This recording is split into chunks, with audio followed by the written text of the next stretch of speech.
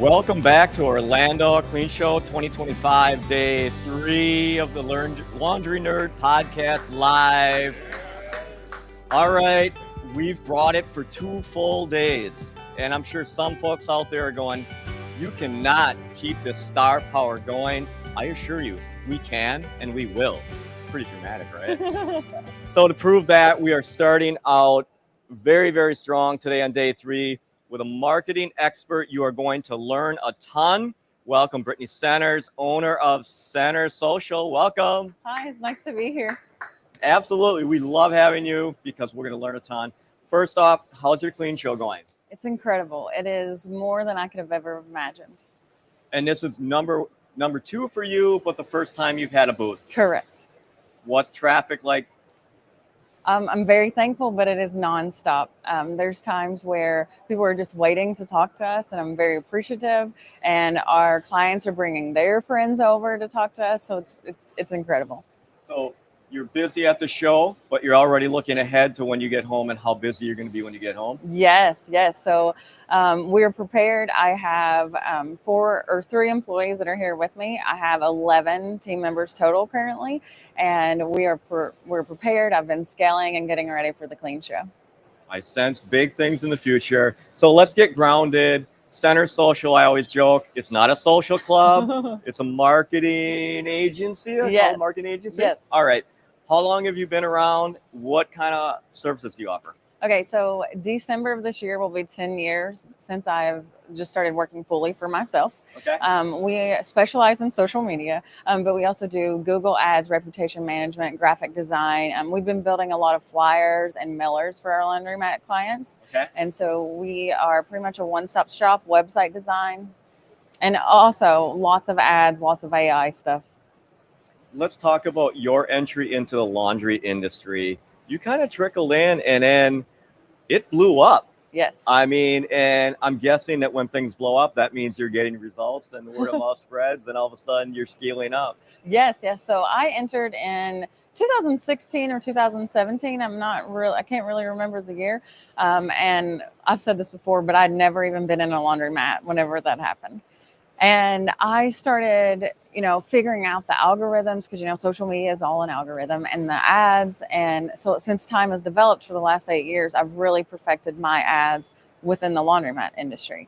And, the ads that we're running, the stuff that we do are things that I have created. There's no one else that's ever going to have that. Now, obviously, we do our research. We stay up to date. Social media is always changing. Technology is always changing. Absolutely. But we're ready. And then so developing my ad system. Did you, when you got into it, you've never been in a laundromat? What did you know? What was your view of the industry? Where you're like, well, this is a real analog kind of thing. They're pulling quarters out of machines. How much help can I give them? Correct. And honestly, my first question was, how can this be a legit business? Like, how is it working? Because I'm a small town in Eastern Kentucky, and I was like, don't most people have washer and dryers in their home? And then, as you dive in, and, I first started in Kentucky and Tennessee in those small areas. And I remember the first time that I went to Los Angeles, and there's a laundromat on every corner. And I was like, holy cow, like, I cannot believe that this is legit. So yes, it was one of those things where I just had no idea, truthfully. And that's one of the most incredible things about social media, is because the way that I market a laundromat that's in Kentucky or Tennessee is completely different than the way that I would market a laundromat in Los Angeles or Houston. How long did it take for you to kind of get your feet under you and understand the business and be able to really dig in for customers and understand how they should market? So for fully understanding the customers and the laundromat customers, it was a couple years. I think that maybe it was just divine intervention from God that I figured out how to run the ads for laundromats pretty quickly. So that was like, it's almost like it just came to me. And so I perfected that. Now, obviously, things have gone and changed over these last 8 years of marketing laundromats, but yes. And then at what point did you go, laundromats are pretty awesome. Why am I not in this business? It was pretty quickly. I really Yeah. do love the laundromat industry. It's one of my favorites. It's like it, and that's what makes it so great is that I want to learn and I want to know more. So being at these things where I'm learning and talking to people, I mean, I've learned so much from just the clients that I've talked to and the people that I've met, and in the evenings, and of course I drink water, but listening to them and seeing them. Right. We were talking with one owner and personality in the industry yesterday, and about his early start and some of the mistakes he made that hampered his growth, hampered his ability to even get in the black. And he made the cardinal mistake of pulling the plug on marketing. Right? Yeah, money's going out the window. I can't send any more out on marketing. Do you see that a lot in the laundromat industry? Yes. And so I see it sometimes when laundromat owners are in over their head a little bit. For example, I had a client and recently that they just purchased a laundromat, and when he told me these numbers, I was like, holy cow. Like, I'm like, I don't know that I can fix that. But when he bought the laundromat, his revenue was $64,000 a month. And he wasn't breaking even. He was losing money a month. And his rent was over $16,000 a month. Those numbers do not add up. Correct. Correct. And I really wish that someone, had talked to him prior to him buying. So he came to me afterwards. And so he didn't have the resources to spend on the marketing campaigns that he needed. He didn't have the resources to fully retool and do that kind of stuff. And so I'm like, that's a hard thing to do. Right. You don't have a magic wand, do you? I don't have a magic wand. I mean, we can make some magic happen sometimes, but that is, I can't fix that. So what do? I mean, do you just say, hey, I don't know what we can do? Yeah. You're kind of on your own. Put some free Facebook posts out there and yes, maybe print some door hangers and. Yes. Yeah. So it's one of those things where, we can try this for your budget, but I'm not expecting you to get a huge return, and it's going to take a while. So that's one of the things is that the smaller your budget is, especially for ad spend, the longer that it's going to take to get results. Right. So I want to dive into so many different areas, but let's talk about demographics and the importance of that. As a marketing professional, obviously that drives everything you do. And to back up even further, demographics drive where that laundry location goes, right? It makes or breaks the profitability of the laundromat. What are you looking at in marketing? How is demographics driving what you and your team do? Okay, so a lot of people just stop with the demographics of like your age, income, location, all of that stuff. But we go even further. So we're really studying ethnic demographics. Okay. Because that's how your clients are going to respond. You're going to have clients that respond to mailers much more than they're going to respond to even social media, which I know it's 2025. I would not believe that I would ever say those words, but it is true. Now that's very rare. But yeah, that does happen. So, and we're studying, how are they doing? Like Hispanic speaking people are most likely going to be a huge family. They want to feel loyalty. And then you have like Caucasian people, they more want time saving. They want to deal very quick. So we're studying all of those things. And, it really makes a difference because with ethnic demographics, we can pinpoint who's going to be coming, how many clients are, how they're going to respond to self-service wash your phone and pick up and delivery. And it actually makes a difference between just throwing ads into the wind and having a marketing campaign that actually delivers. Right. And I'm guessing that's a common mistake, right? The shotgun approach of like, I'll just blast it out and hope for the best. Yes. So I actually have a sticker at my booth that says I boosted a post and then prayed about it until I found Center Social. And so yes, so like lots of people just think if they boost these posts or if they add advertising dollars that it's just going to get results, and that's not the case. I mean, everything is strategic, and I at this point where I can look at an ad almost and tell you whether it's going to get results or not. Wow. Yes, I actually had one of my editors not too long ago. She looked at the ad and she was like, what are you doing? I'm like, just trust me. And then of course, later on, I got to tell her Meta told me this ad is performing like so well in the true Meta terms. I don't remember what the Meta terms are, but yeah. So now I do feel like you have a magic hat or a magic wand. It's all marketing sorcery. Yes. So, and a lot of it does depend on budget. Like I have a client who has a fairly large budget. And when he started working with us, it was January 1 that he started working with us, and his revenue went up almost $8,000 in 1 month gross. Magic wand. And I have Speed Queen Insights pictures. It doesn't show the location or who it is, but I have proof in that. That's awesome. So backing up to the demographics and the importance of knowing who my customers are, how do I do that? Like, I can pull a demographics report when I'm looking for a location and I see that this is going to work. What are you guys doing without giving away the special sauce? I'm sure there's a lot that Yeah. that you're not going to give us, but what's kind of that starting point for understanding who my customers are? So we really dive in.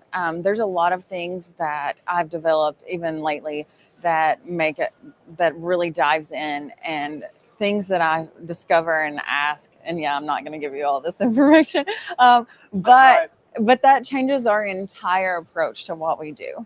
And so, we study those. I have reports sent to me. My team and I, we go over these demographics. So your demographics, especially for when you own a laundromat, will change our entire approach. I guess my next question is, what are the levers I'm pulling then? Once I have a good understanding of how my demographics lay out, who's coming in my store, and the percentage that they are, what kind of things are you doing? Okay, we're going to hit social media for this one, but maybe we're doing door hangers or a mailing for this one. Like, I've done a lot of those lately, doing? believe it or not. Certain things still, to your point, still work. Yes. So I've found recently a lot of owners that are doing flyers and all that stuff, which they're great when you partner them with a social media campaign. Okay. So it's essentially like a form of retargeting. So like, say that you want to do pickup and delivery in this neighborhood, and they see it on their door or in their mailbox or however you're delivering them. Right. So they're going to see that. Are they going to pay that much attention? Probably not, but they are going to, if you have a good flyer, then they're going to have something eye-catching on there. Okay. And then you're also going to be targeting through Meta and through Google Ads, that exact demographic, that exact area. So it's a type of retargeting is how I describe it. So they're seeing you multiple times, which for pickup and delivery, I mean, they're going to have to see you many times before they're ever going to make that decision. That's marketing, right? Yes. So back me up. Retargeting. I'm analog in a digital world. What does retargeting mean? It means that they're going to have to your customers are going to have to see your content, like your stuff, many, many times before they're ever going to make that decision. And how do I do that? How do I retarget? Like, where are they seeing it? Oh, through, whatever ways that you're advertising, through Meta, through Google Ads, if they're searching, if you're handing out flyers, all of that. Okay. And so I always describe it, and I've said this for many years, truthfully, before I knew the word retargeting, is that how many times, and I would ask people and my clients who were talking to me, how many times do you see the Disney logo? And whether you have children, whether you have grandchildren, you're going to see that Disney logo many times. And the reason is that if you're going to a birthday party or you have a niece or a nephew, the more times that they can get your eyeballs on their brand, the more likely you are to make that purchasing decision. Thank you for bringing that up, because the last time we talked, you brought that up at the end of our conversation, and now I'm hypersensitive to it, and it's disturbing how many times I see the Disney logo. So scary, very scary. And now that we're in Orlando, obviously that's ratcheted up tenfold. So yes. I'm just very nervous about that. So thank you for making me aware of that. Oh, you're welcome. So looking at, if I'm a new store owner and I'm getting into this business, my store is opening in October. How early do I need to start my marketing? Truthfully, if you can afford it, 6 to 3 months. Okay. So, and we've done this many times in the past where we have had new stores open up. They've advertised between 6 to 3 months, and we can get them to break even in the first month. And I'm talking about a giant new build, full build out, everything. Yes, it's happened. Okay. 3 months seems to be the sweet spot. We also offer some smaller packages where before you're open, so that you can start getting things moving, start getting some ads going, start getting and so you're also playing into people's curiosity. People are curious by nature. They want to know what's coming. They want to see it. Right. So I would say for laundromat owners, one of the most important things that you will ever do is launch campaigns before you ever open those doors. Okay. And so I start that. What kind of budget do I need to build in for that kind of pre-marketing? Well, truthfully, it really matters where you live. So that's one thing that really makes us different, is that we do build custom packages. And if you are in, like, say you're in Bardstown, Kentucky, which is where I live, there is no way that you could spend $1,000 a month on ad spend and it makes sense. I mean, there's not that many people to be there, and there's not that many people, like, that would be a waste of your money. Okay. Now, if you are in Houston, Texas, if you're in Los Angeles and all of those places, like, there's so many more people, and within a small, 3-mile radius, that you're gonna, the more money that you have, the more results that you are going to get. Gotcha. Now, I do all that pre-marketing. I switch on the open sign. I'm done. Thank you, Brittany. I don't have to work with you anymore. Everything's on rails, right? Like, I don't have to do any more marketing, right? Yeah, no. It doesn't work like that? No. Especially because people are moving, and, for self-service, a lot of times you're targeting renters. Renters don't stay forever. So how are you going to keep out there? How are you going to keep hitting those new people? And then also, there's a statistic recently that I looked up, that 50% of people say that they go on social media to validate a brand before they ever enter the doors or purchase online.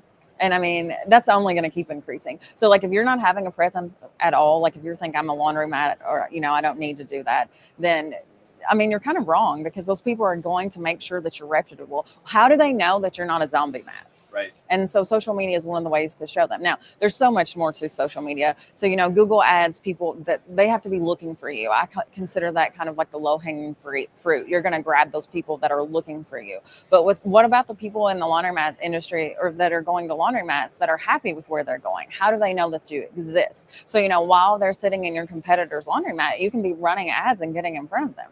Never thought of that one. It's a pretty good one. Thinking about, obviously you mentioned one of your success stories. Are there others top of mind where you're like, we killed it? Like, yeah. we just killed it. Yeah, there's a couple at the show that just came up to me, and we've been working with them a few months. I don't know, probably 3 months, I would say. I should really ask. I need to, or I should probably just look it up. But she came up to me at my booth and was like, we've increased by 10% already. Wow. And the flip side to that, what are the common mistakes that people come to you with where you just kind of shake your head and go like, oh my gosh, you thought this was going to work? You don't say that ever, but you're thinking it. You thought this was going to be your marketing campaign. You thought this was going to just take your revenue up. Oh man. I have a lot of, I have one really great one that is going on right now that I can't tell it.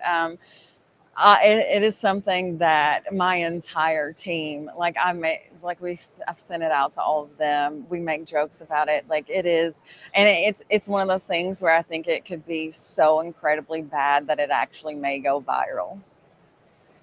And I'm intrigued. And like, whenever it took me a minute to process it. Like, whenever I got this information, I was like, oh, like. Did Okay. you bristle a little bit, like, oh? Yeah, and like I had to turn it off, like, because it has sound, and I like had to turn it off really quick. And then so yeah, I mean, some of the stuff that I hear and some of the things, but oftentimes I find that people want to start doing social media, and then they want to test it really quickly. Like, they want to be like, I'm going to give you $5 if you've got to say that you see this on social media, and you've got to bring it in. Right. Well, is $5 going to really be that conversion? And so it's like, we have to do retargeting. We have to get people on the brand, and then we have to get them to say that. And so there's a lot of times with misconceptions with social media too, is that if you say, how did you hear about us? A lot of times, and I even AI'd this to make sure that I validated my thought process on this, is that a lot of times there's a stigma about saying social media. They'll say Google, and it's because it's all a big web that's working together. Right. And we're leading to Google, you're getting directions through Google. And so then your laundromat customers will say Google, but if you did a deep dive, it started on social media and led to Google. And I'm sure you run into this a lot, right? Like, everybody's on social media. So you have this idea that we're all kind of experts in it, right? Like, we know how to market. We know, like, the Facebook posts that kind of hit the mark with us, and Yes. the things on Instagram. So I don't really need a professional to tell me that's not really the case. I mean, correct. There are 5% of laundromat owners that could actually do their social media. I do believe that. I mean, just 5%. But I've been told many times, well, it's just a picture and some words. Anybody can throw that up there. And I'm like, you have no idea. There are over 18 different types of ads that you run. Boosted is not even really considered an ad, in my opinion. Like, there's so many different things that you can do. The words that you say. I mean, there are trigger words. There are things of how you're doing it. We often have clients who want us to type 5 paragraphs for one post. Who's going to read that? I mean, our attention spans are dropping every day. No one's going to read that. And so you have to, and it also does change within. Posting, that's why you have to know your demographic too. But posting like in Spanish and all of that stuff, all of that matters. And so, yeah, it is much more than just throwing a picture up there and writing some words. And I think the other miss that I hear a lot is it's always a promotion or come in and do your wash, dry, fold, or hey, $5 off, and you're trying to build that connection with your customer, right? Like, we like to go to places where we feel like we're known and we built a bond with them. And if you're constantly feeding me promotions all the time, I think people miss the idea that, silly or fun posts of, what's going on in the laundry, or hey, we painted, or we put in this new machine. Those kind of things hit the mark more often than not than the actual promotion kind of stuff. Correct. Especially with certain demographics, you have to create that loyalty. And that's why stories are important, because stories are like, we still do email marketing. I sent out email marketing for some manufacturers that are here today about the Clean Show.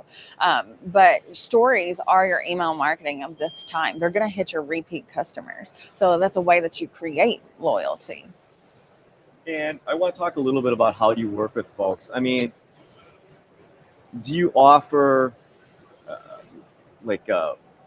one-time consulting? Do you offer, hey, here's a monthly fee and we'll do 10 posts and we'll do 3 things? Like, how does that work? I think there's the misconception that, marketing agency, I'm like 30 grand in before anything even happens. No. So we do have a monthly packages, and then like I said, you can also customize your budget. I have recommendations. I can tell you, where you are, how it kind of works. But yeah, so we have custom packages, monthly packages. But what truly makes us different than any other marketing company is that there is absolutely no contracts. If we're making laundromats money, then they're going to keep paying us. So I'm guessing you have long-term clients that maybe come in a little bit like, yeah, we'll do this for a couple months and then we're going to back out of the room. And then all of a sudden, we're in for the full year, and now we're in for another year. And yes. And I've actually had clients who have canceled before and came back. Multiple of those, actually. I have clients who, like right now, I have 2 clients in particular that they're like, how much more do I need to spend? Like, they're coming to me to try to give me more money to get results. It's one of those things that we're not all experts in it, and having someone in your corner that can guide you. Maybe they don't need to be there every step of the way, but they can keep you on the track, and you can always come back and they can reset you. Yeah. That's why you have accountants who do your accounting, and you go to a doctor because they're experts in that area. Yes. It's the same thing with marketing. Yes, and it's always changing. That's what people don't understand. Oh, you said a consultant. That's one of the reasons why I don't do consulting, really. I mean, I can tell you the basics. I can tell you, like, if you're building a laundromat, what really hits with social media, ideas like that. But as far as consulting about how to do your marketing, that is something that